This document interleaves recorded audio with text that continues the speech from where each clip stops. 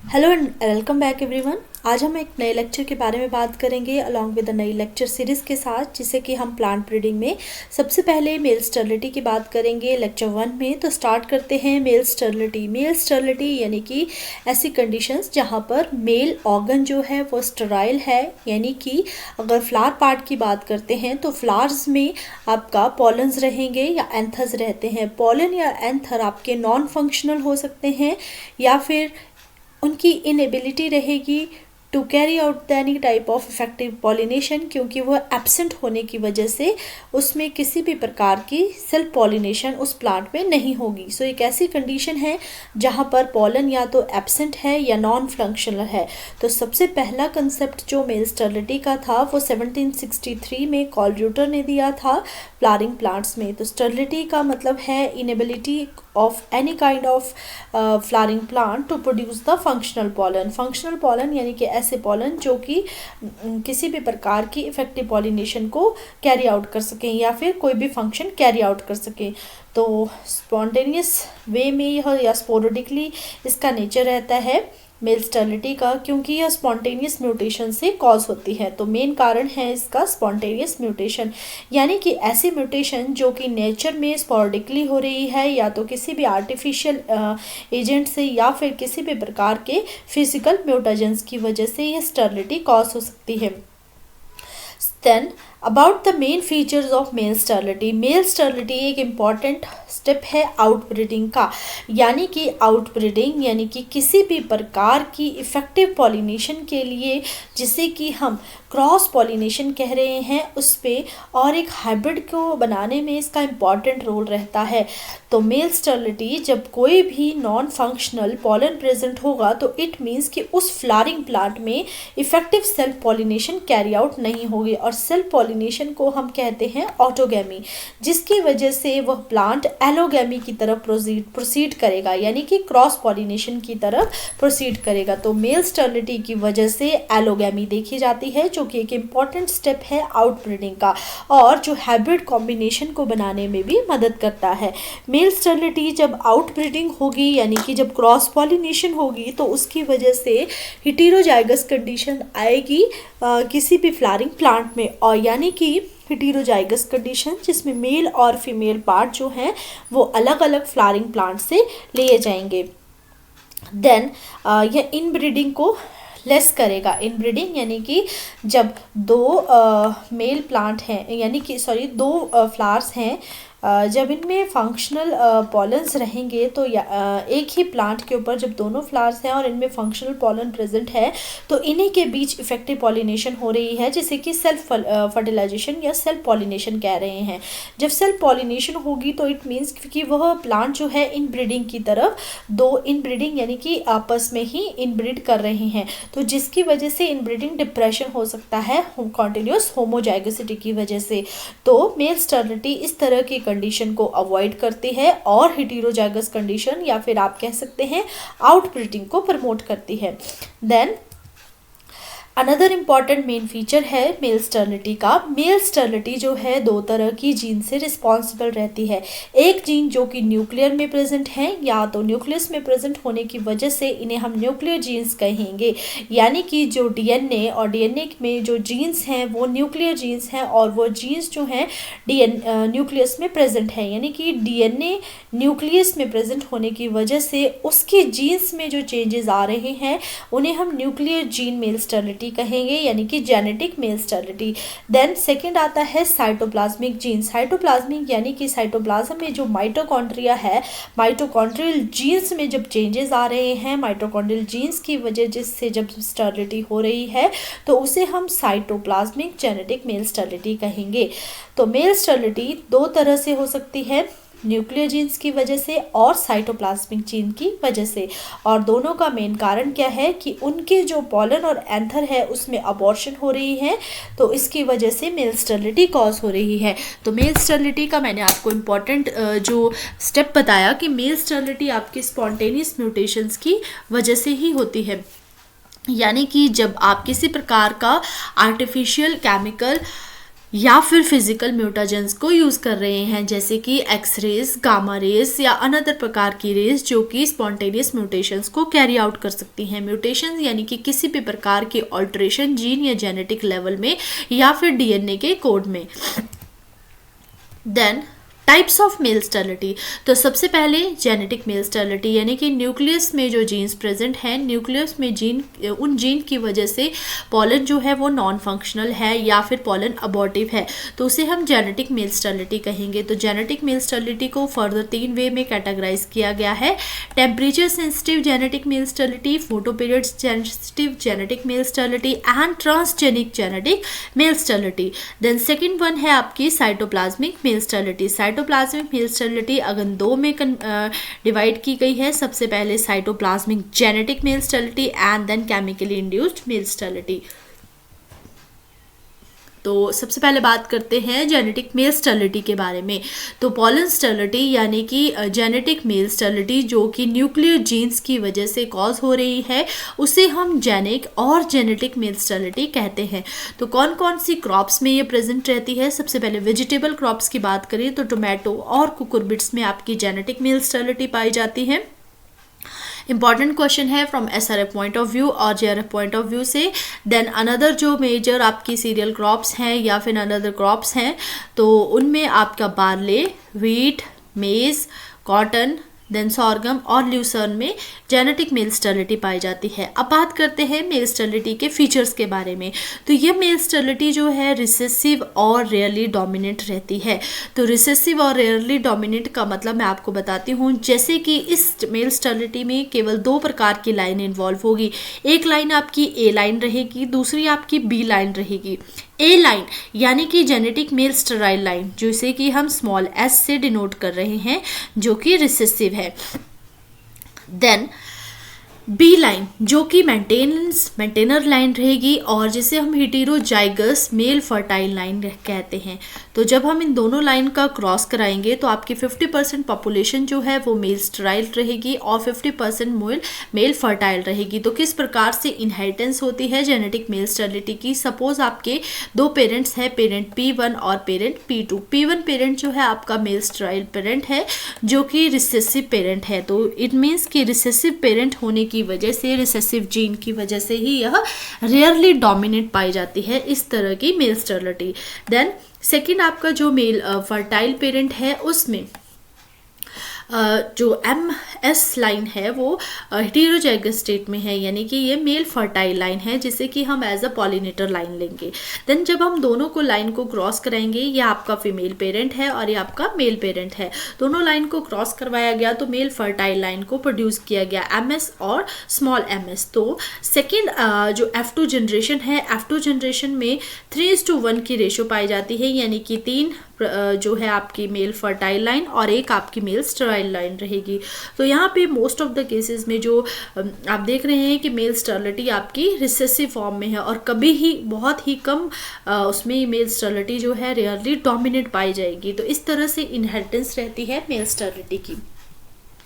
Merits की बात करते हैं और कुछ डीमेरिट्स की बात करते हैं। Genetic male sterility usually recessive form में रहेगी और मोनोजेनिक रहेगी। मोनोजेनिक यानी कि सिंगल तरह की जीन इन्वॉल्व रहती है मेल स्टेरिलिटी को कॉज होने के लिए। देन फर्टिलिटी को रिस्टोर करना हाइब्रिड और आउटक्रॉसिंग प्लांट्स में इजी है क्योंकि इसमें केवल 2 प्रकार की लाइंस इन्वॉल्व हैं, ए लाइन और बी लाइन।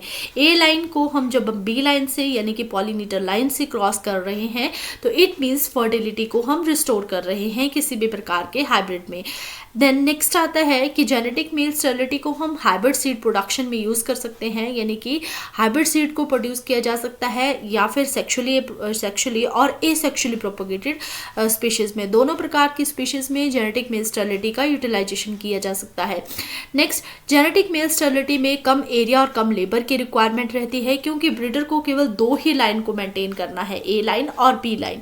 नेक्स्ट आता है कि मेल स्टेरिलिटी लेस स्टेबल है, जेनेटिक मेल स्टेरिलिटी लेस है क्योंकि जब टेम्परेचर लो हो जाएगा तो इस प्रकार की जो मेल स्टेराइल लाइन है वो फर्टाइल लाइन में कन्वर्ट हो सकती है, यानी कि ये टेम्परेचर से सेंसिटिव है। तो इसीलिए हम इसे थर्मोसेंसिटिव जेनेटिक मेल स्टेरिलिटी भी कहते हैं। जैसे कि यहाँ एग्जांपल दिया गया है, जब राइस के मेल स्टेराइल प्लांट्स को 23 डिग्री सेल्सियस टेम्परेचर से नीचे रखा जाता है तो वो फर्टिलिटी में कन्वर्ट हो जाते हैं, यानी कि वो प्लांट फर्टाइल हो जाएंगे। तो इट मीन्स ये टेम्परेचर से सेंसिटिव है, इसीलिए इसे थर्मोसेंसिटिव जेनेटिक मेल स्टेरिलिटी कहा जाता है। Then the complete male sterility, temperature sensitive genetic male sterility के बारे में बात करते हैं। Male sterility generally MS genes की वजह से रहती है। अब ये MS जीन जो है रिसेसिव फॉर्म में है एट हाई टेम्परेचर भी ये रिसेसिव फॉर्म में है, पर जैसे ही टेम्परेचर लो हो जाएगा तो ये एग्जिबिट कर लेगा नॉर्मल फर्टिलिटी की ओर से। तो ये temperature sensitive genetic male sterility है ये मतलब न्यूक्लियर जीन्स की वजह से। बट न्यूक्लियर जीन्स में भी जब टेम्परेचर का रोल है तो इट मीन्स कि ये टेम्परेचर से प्रभावित हो रही है, इसीलिए इसे हम temperature sensitive genetic male sterility कहते हैं। देन फोटो पीरियड से भी एक इफेक्ट हो सकता है। Photo period has a limited effect in determination the lowest temperature at which complete sterility is produced, यानी कि फोटो पीरियड जो है वो भी स्टेरिलिटी को इफेक्ट कर रहा है, या तो बहुत ही कम टेम्परेचर पे या बहुत ज़्यादा टेम्परेचर पे। सो इस प्रकार की जो मेल स्टेरिलिटी है उसे हम हाइब्रिड्स बनाने में यूटिलाइज कर सकते हैं। फॉर एग्जाम्पल हाइब्रिड राइस की डेवलपमेंट चाइना में जेनेटिक मेल स्टेरिलिटी के थ्रू की गई, जो कि temperature sensitive genetic male sterility थी। नेक्स्ट आता है photo period sensitive genetic male sterility. Photoperiod sensitive genetic male sterility यानी कि जब हम MS जीन को, जो कि रिसेसिव फॉर्म में है, और जब हम इन्हें एक ऐसा टेम्परेचर या एक ऐसा फोटो पीरियड प्रोवाइड करेंगे जो कि क्रिटिकल रेंज इसके लिए 23 to 29 डिग्री सेल्सियस है। फॉर एग्जांपल राइस की बात करते हैं तो इस टेम्परेचर रेंज पे कंप्लीट स्टेरिलिटी जो है वो राइस के प्लांट में ऑब्टेन होंगी under the long day conditions, जब डे लेंथ आपकी 13 घंटे की है या फिर 13 से 14 घंटे की बीच की है। बट जब डे लेंथ को शॉर्ट किया जाएगा, यानी कि शॉर्ट डे कंडीशंस प्रोवाइड की जाएंगी जब इस तरह के प्लांट्स को, तो वो नॉर्मल फर्टिलिटी को रिस्टोर कर लेगा। तो इसीलिए इसे हम photoperiod sensitive genetic male sterility भी कह सकते हैं। नेक्स्ट आता है आपका transgenic male sterility. Transgenes यानी कि ऐसी जीन्स जिन्हें कि बाहर से इंट्रोड्यूस किया गया है, तो उन जीन्स को हम फॉरेन जीन्स कहते हैं, और फॉरेन जीन्स की वजह से भी मेल स्टेरिलिटी को इंड्यूस किया जा सकता है। तो male sterility, transgenic male sterility, और जिसे कि हम जेनेटिकली मॉडिफाइड या जेनेटिकली इंजीनियर्ड मेल स्टेरिलिटी भी कह सकते हैं, जो कि जेनेटिक इंजीनियर से इंट्रोड्यूस की गई है या इंड्यूस्ड की गई है। तो इसमें हम पर्टिकुलरली माइक्रो ऑर्गेनिज्म का यूटिलाइज करेंगे इस तरह की मेल स्टेरिलिटी के लिए, ट्रांसजेनिक मेल स्टेरिलिटी के लिए। यानी कि जब हमें फॉरेन जीन को इंट्रोड्यूस करना है और वह जीन जो कि मेल स्टेरिलिटी के लिए रिस्पॉन्सिबल है, तो उस जीन को हम इंट्रोड्यूस करेंगे माइक्रो ऑर्गेनिज्म की प्रेजेंस में, और या फिर माइक्रो ऑर्गेनिज्म उस जीन को कैरी आउट करेंगे। देन तो इस तरह की मेल स्टेरिलिटी को हम जेनेटिक मेल स्टेरिलिटी कहते हैं, और इसके इनहेरिटेंस पॉसिबल है, यानी कि हेरिटेबल है। तो ट्रांसजेनिक मेल स्टेरिलिटी जो कि टोबैको और रेपसीड में इंड्यूस की गई। कैसे इंड्यूस की गई? जब फॉरेन जीन बैसिलस अमाइलोलिक्विन्स को यूज़ किया गया। बैसिलस अमाइलोलिक्विन से लिक्विफेशन से जब जीन को ट्रांसफ़र किया गया टोबैको या रेपसीड में, तो ट्रांसजेनिक मेल स्टेरिलिटी इंड्यूस हुई। तो इस तरह की मेल स्टेरिलिटी में 2 तरह की जीन्स इन्वॉल्व हैं। सबसे पहली जीन जो है बार्नेस जीन है, जिसकी वजह से मेल स्टेरिलिटी कॉज होती है, यानी कि मेल जो है स्टेराइल है, इसीलिए इससे हम ए लाइन कहेंगे बार्नेस जीन को।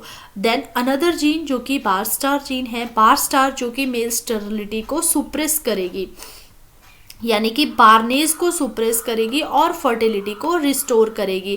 तो जीन्स इन्वॉल्व हैं, फॉरेन जीन्स हैं जो कि बाहर से ली गई हैं, और वो ली गई हैं आपकी माइक्रो ऑर्गेनिज्म से, जो कि बैसिलस अमाइलोलिक्विफेशियंस है। और बैसिलस अमाइलोलिक्विफेशियंस से 2 तरह की ट्रांसजीन्स का यूज़ किया गया। सबसे पहले ट्रांसजीन आप याद रखेंगे बार्नेस, देन नेक्स्ट आती है बार स्टार। तो बार्नेस जो कि मेल स्टेरिलिटी को कॉज कर रही है, और बार स्टार जो कि मेल स्टेरिलिटी को सुप्रेस कर रही है, और जिसकी वजह से फर्टिलिटी को रिस्टोर किया जा सकता है। तो ट्रांसजेनिक मेल स्टेरिलिटी यानी कि जिसमें जीन को ट्रांसफ़र किया जा रहा है रिस्टोरर लाइन में। तो जब एक क्रॉस किया जाएगा लाइन ए और लाइन आर के बीच का, यानी कि रिस्टोरर लाइन भी इसमें इन्वॉल्व होगी जो कि फर्टिलिटी को रिस्टोर करने में हेल्प करेगी। तो ये समवट एक एक्सपेंसिव मेथड है मेल स्टरलिटी को ऑब्टेन करने का।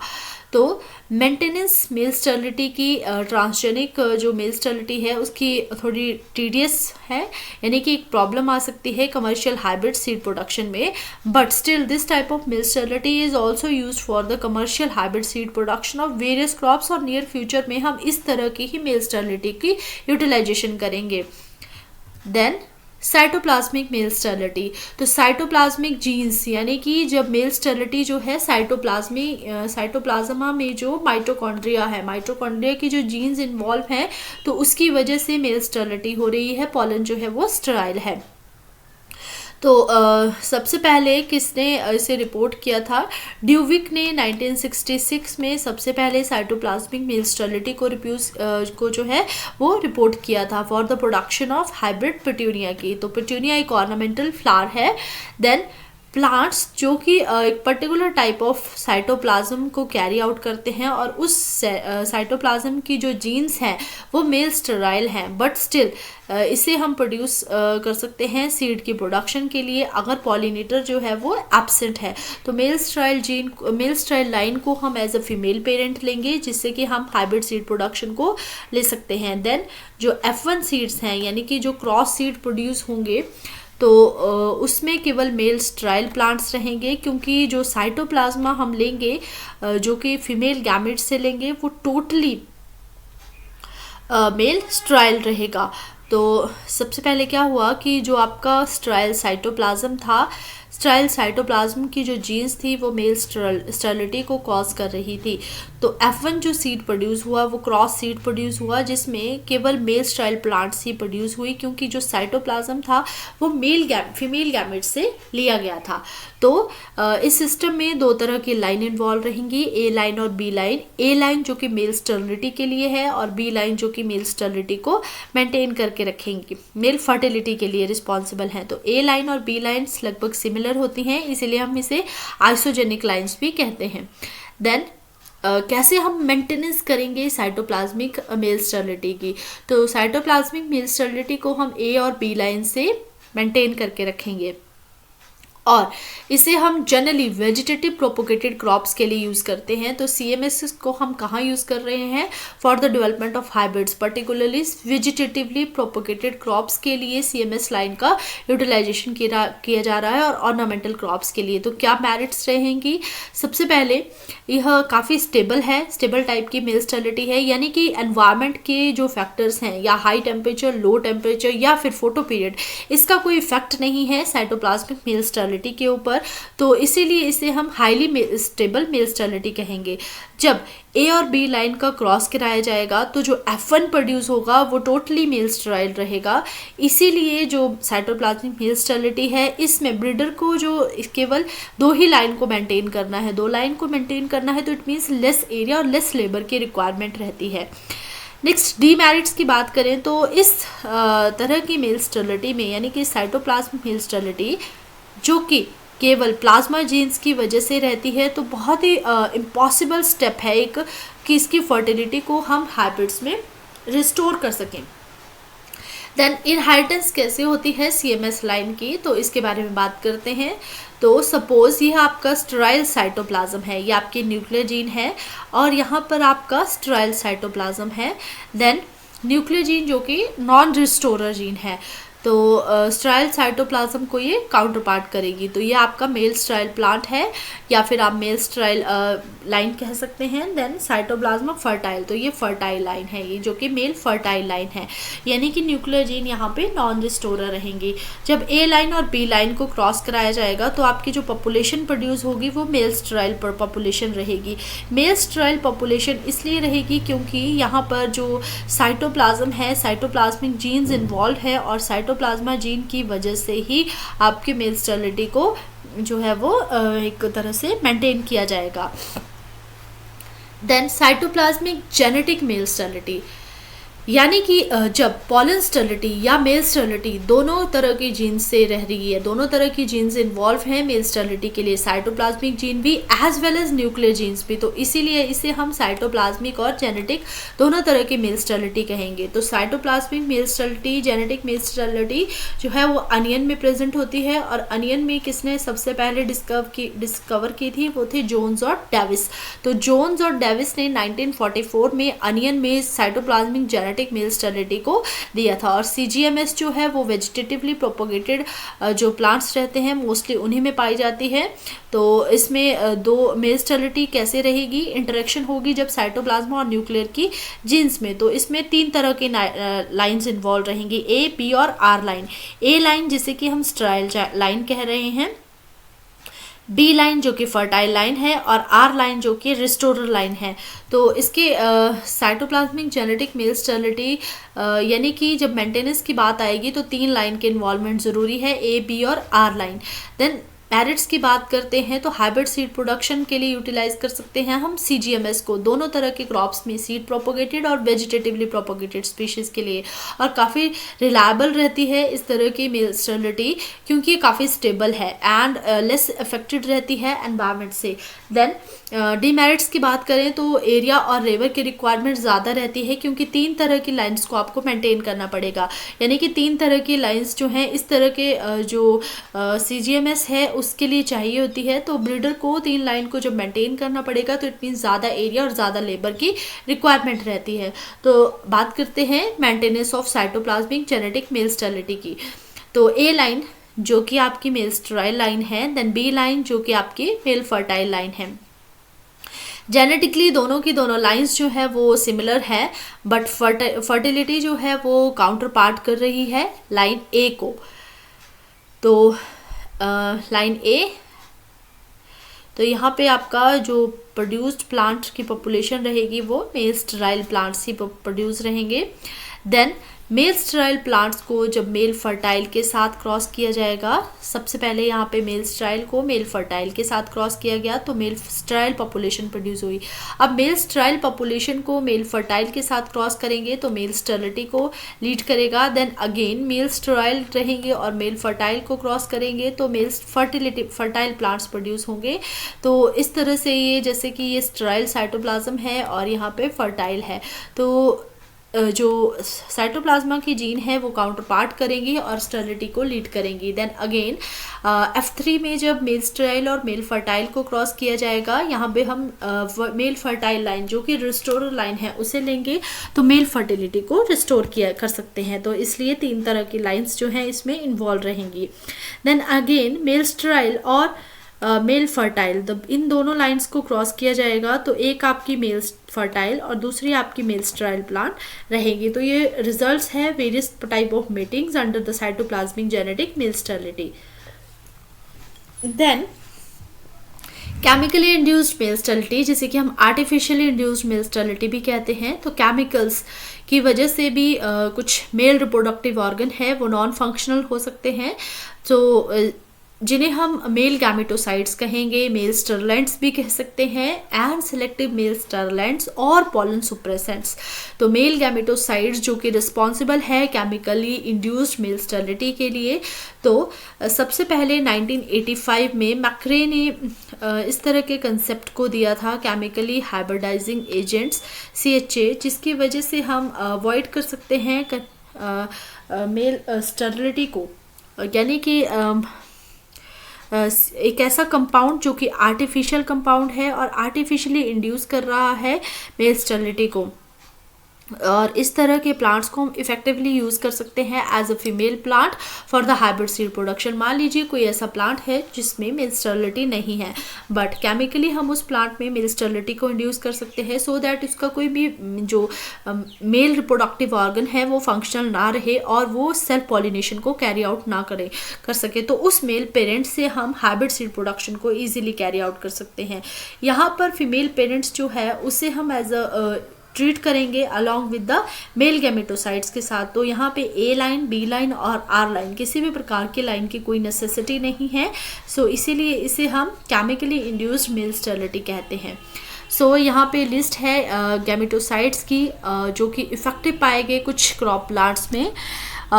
सबसे पहले sodium methyl arsenate, then zinc methyl arsenate जिसे कि चाइना में यूज़ किया गया for the rice crop, then naphthalene acetic acid जिसे कि NA कहते हैं, कुकुरबिट्स में इफेक्टिवली रहता है मेल स्टेरिलिटी को इंड्यूस करने के लिए, देन जिबरलिन, जिबरलिन का use rice, maize, sunflower, onion और लेट्यूस में किया गया, then maleic hydrazide, wheat, tomato, cucurbits, onion में इफेक्टिवली यूज़ किया गया और इफेक्टिव पाई गई इस तरह की male sterility इथ्रल and FW450।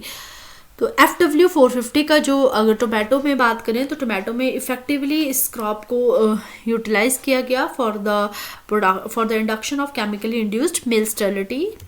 Then advantages क्या हैं गैमेटोसाइट्स की? गैमेटोसाइट्स से हम इफेक्टिवली मेल स्टेराइल लाइन को प्रोड्यूस कर सकते हैं, यानी कि जब हम रैपिड मेथड है, यानी कि किसी भी मेल फर्टाइल प्लांट को जब हमें मेल स्टेराइल में कन्वर्ट करना होगा तो गैमेटोसाइट्स जो हैं वो इफेक्टिव मेथड हैं। यानी कि बैक क्रॉसिंग जब हम कर रहे हैं किसी भी मेथड से, या बैक क्रॉस मेथड हम जब कर रहे हैं मेल स्टेरिलिटी के लिए, तो लगभग 4 से 5 साल हमें लग जाते हैं इस तरह के स्टेप को कैरी आउट करने के लिए, यानी कि एक जीनोटाइप से दूसरे जीनोटाइप में मेल स्टेरिलिटी को ट्रांसफर करने के लिए। But by the use of gametocyte mail sterility को केवल एक सीजन में ही इंड्यूस किया जा सकता है और ये मेथड काफ़ी कम लेबोरियस रहता है, लेस एक्सपेंसिव है as compare to back cross method. So यहाँ पे A लाइन, B लाइन और R लाइन इस तरह की किसी भी लाइन को मेंटेन करने की ज़रूरत नहीं पड़ेगी। तो जीनोटाइप जिसे हम फीमेल पेरेंट की तरह यूज़ कर रहे हैं फॉर द हाइब्रिड डेवलपमेंट, उसे हम मेल गैमेटोसाइट से ट्रीट करेंगे पॉलन को सुप्रेस करने के लिए, जिसकी वजह से मेल स्टेरिलिटी को इंड्यूस कर सकते हैं। देन डिसएडवांटेजेस क्या है गैमेटोसाइट्स के? सबसे पहला डिसएडवांटेज है जब हम गैमेटोसाइट का यूटिलाइज करेंगे, यूज़ करेंगे, तो पॉलन की अबॉर्शन या तो इनकम्प्लीट हो सकती है या इरेटिक वे में हो सकती है, यानी कि जो इफेक्टिव पॉलिनेशन है, इफेक्टिव पॉलन अबॉर्शन है वो नहीं होगी इन सम केसेस। सो रिपीटेड ट्रीटमेंट की रिक्वायरमेंट रहती है, यानी कि रिपीटेडली हमें उस क्रॉप को गैमेटोसाइट के साथ ट्रीट करना पड़ता है at different crop growth stages. और सम टाइम क्या हो सकता है कि आपका जो ओव्यूल है, यानी कि जो फीमेल रिप्रोडक्टिव ऑर्गन है, वो एडवर्सली इफेक्ट हो सकता है, जिसकी वजह से सीड सेटिंग की जो प्रॉब्लम है वो भी पाई जाती है। देन मेल गैमेटोसाइट के कुछ हार्मफुल और साइड इफेक्ट्स रहते हैं, जैसे कि डिफॉर्मेशन हो सकती है लीव्स की, स्टंटिंग हो सकती है प्लांट्स में, या कुछ टाइम के लिए विल्टिंग भी हो सकती है। तो इस तरह के साइड इफेक्ट्स या हार्मफुल साइड इफेक्ट्स जिन्हें आप कह सकते हैं वो भी मेल गैमेटोसाइट्स की वजह से देखने को पाए जाते हैं। देन नेक्स्ट रहता है कॉस्ट। कॉस्ट एक इफेक्टिव बैरियर है गैमेटोसाइट्स को यूज़ करने का, क्योंकि गैमेटोसाइट्स की जो कॉस्ट है वो ज़्यादा रहती है और रिपीटेड अगर हमें एप्लीकेशन करनी है गैमेटोसाइट्स की तो ये काफ़ी अनइकोनॉमिकल वे रहता है। देन कंपैरिजन क्या है तीनों तरह के मेल स्टेरिलिटी का जब हम इन्हें क्रॉप प्लांट्स में यूज़ कर रहे हैं? सबसे पहले कंट्रोल की बात करते हैं। तो genetic male sterility nuclear gene से कंट्रोल हो सकती है, कंट्रोल होती है, और साइटोप्लाज्मिक जेनेटिक मेल स्टेरिलिटी जिसमें न्यूक्लियर और साइटोप्लाज्मिक दोनों तरह की जीन्स इन्वॉल्व हैं। देन CMS में केवल साइटोप्लाज्मिक जीन ही इन्वॉल्व रहती है। और मटेरियल कौन से इंक्लूडेड रहते हैं, यानी कि इसमें केवल और A और B लाइन की नेसेसिटी है, A और B, और जो CGMS है उसमें A, B और R लाइन को मेंटेन करना पड़ता है, या उसमें ये 3 तरह का मटेरियल इन्फेक्ट रहता है। देन इफेक्ट क्या है टेम्परेचर का? लो टेम्परेचर पे CMS और GMS जो है वो CMS और CGMS दोनों इफेक्ट नहीं होंगे लो टेम्परेचर से, जबकि जेनेटिक मेल स्टेरिलिटी जो है वो फर्टिलिटी में कन्वर्ट हो सकती है लो टेम्परेचर में। देन मेंटेनेंस की बात करें तो GMS जो है उसे हम मेंटेन कर सकते हैं by mating the sterile plants with the heterozygous male fertile plants. तो हेटेरोजाइगस मेल फर्टाइल से हम स्टेरिलिटी को मेंटेन कर सकते हैं, जबकि CMS को हम मेंटेन करने के लिए 2 लाइन्स की नेसेसिटी रहती है। सिमिलरली CGMS में भी वही केस रहता है। Then uses, production of hybrid seeds की प्रोडक्शन में यूटिलाइज कर सकते हैं GMS को हम सीड और वेजिटेटिव प्रोपोगेटेड क्रॉप्स के लिए, सिमिलरली CGMS को भी, लेकिन CMS को हम केवल वेजिटेटिव प्रोपोगेटेड क्रॉप्स के लिए ही यूटिलाइज कर सकते हैं। देन डीमेरिट्स की बात करते हैं जो मेल स्टाइल और मेल फर्टाइल प्लांट्स रहेंगे वो 1:1 की रेशो में ऑब्जर्व किए जाएंगे, यानी कि जो फर्टाइल प्लांट्स हैं उन्हें हमें रिमूव करना पड़ेगा हाइब्रिड सीड प्रोडक्शन के लिए। देन CMS में it can be used in seed propagated plants, क्योंकि F1 जो है वो स्टेराइल रहता है।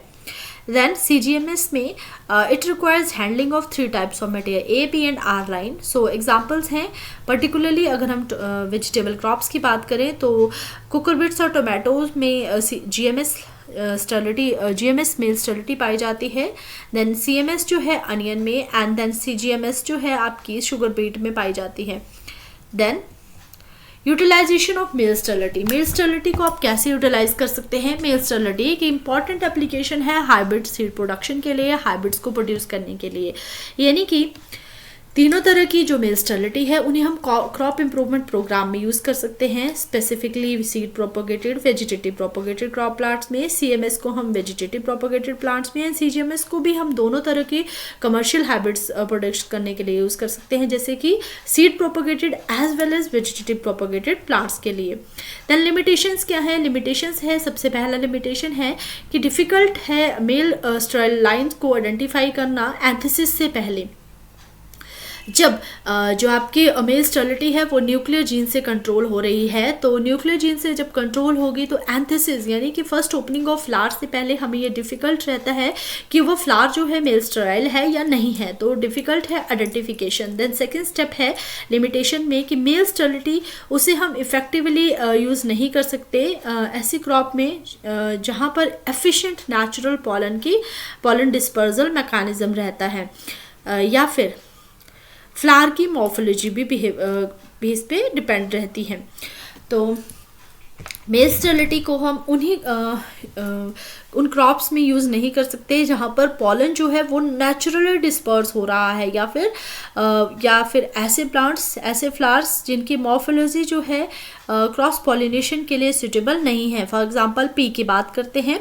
देन सम केसेस में GMS लाइन्स जो कि फर्टाइल लाइन बन सकती है हाई और लो टेम्परेचर में, तो ये भी एक लिमिटेशन है जो मेल स्टेरिलिटी को इफेक्ट कर सकती है। So this is all about the male sterility. Next lecture में हम अनदर इम्पॉर्टेंट लेक्चर की बात करेंगे, जैसे कि सोर्सेज ऑफ वेरिएशंस क्या है, हैबिट्स को कैसे प्रोड्यूस किया जाता है, डिफरेंट टॉपिक्स हम प्लांट ब्रीडिंग में कवर करेंगे। Thank you everyone.